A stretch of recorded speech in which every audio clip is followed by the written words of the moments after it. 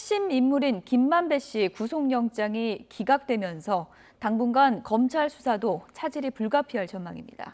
검찰은 법원 판단에 대해서 일단 말을 아끼고 있는데요.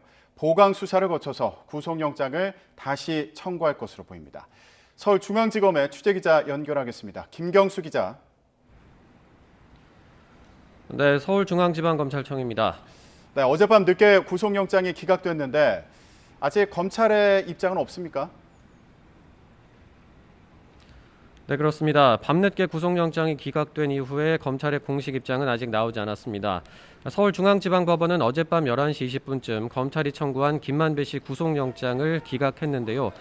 법원은 피의자의 방어권을 보장할 필요성이 큰 반면 구속 필요성은 충분히 소명됐다고 보기 어렵다며 기각 사유를 밝혔습니다.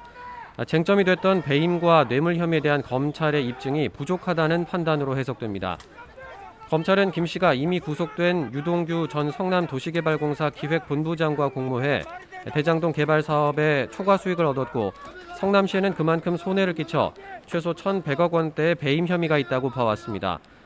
하지만 김 씨 측은 어제 영장심사에서 면밀한 분석과 비교 과정을 생략한 채 성급히 배임으로 결론냈다며 특히 배임액 설정 기준도 모호하다고 맞선 것으로 알려졌습니다. 또 곽상도 의원 아들에게 화천대유 퇴직금 명목으로 지급된 50억 원에 대해서도 검찰은 뇌물이라고 판단했지만 곽 의원이나 아들에 대한 조사도 없었고 대가성 입증도 부족했던 것 아니냐는 분석이 나오고 있습니다. 또 유동규 전 본부장에게 줬다는 뇌물 5억 원이 수표와 현금으로 알려져 있었는데 어제 검찰은 영장심사에서 현금 5억 원이라고 주장한 것으로 전해졌습니다. 특히 정영학 녹취록 외에는 검찰이 다른 증거를 거의 제시하지 못한 것으로 알려져 녹취록에만 기댄 성급한 수사였다는 비판을 피할 수 없게 됐습니다. 법원이 피의자 방어권을 지적하며 김 씨 측 주장에 손을 들어주면서 구속심사를 받은 뒤 서울구치소에서 결과를 기다리던 김만배 씨도 곧바로 풀려났습니다. 김 씨는 영장 기각에 대해 별다른 말 없이 곧바로 귀가했는데 김 씨 변호인은 자숙, 자중하고 겸손하게 수사에 임하겠다는 것이 기본 입장이다 이렇게 밝혔습니다. 검찰도 조만간 입장을 낼 것으로 알려졌습니다.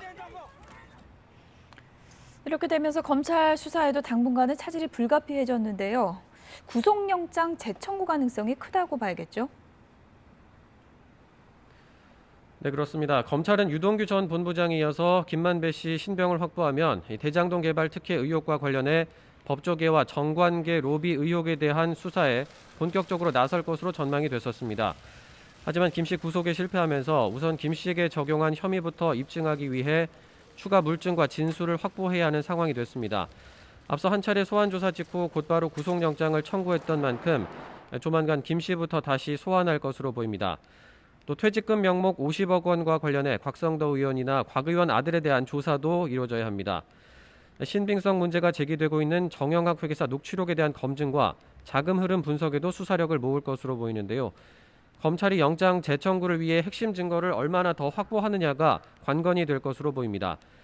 이와 함께 앞서 언론 인터뷰에서 귀국 의사를 밝힌 남욱 변호사가 조만간 귀국할 것으로 알려져 남 변호사를 상대로 한 조사에서 돌파구가 마련될지도 주목됩니다. 지금까지 서울중앙지검에서 전해드렸습니다.